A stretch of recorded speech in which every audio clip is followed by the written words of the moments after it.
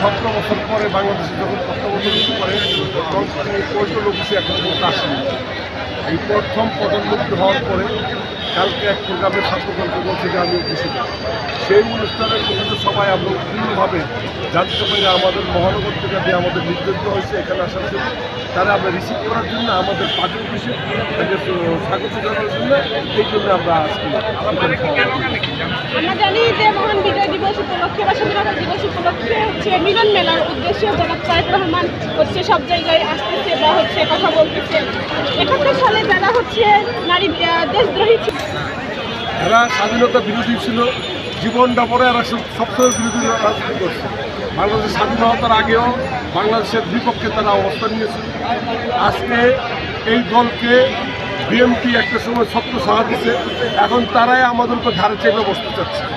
কিন্তু তারা হইলো একটা রাজাকার মানে বেইমান, আর বেইমান মানে রাজাকার।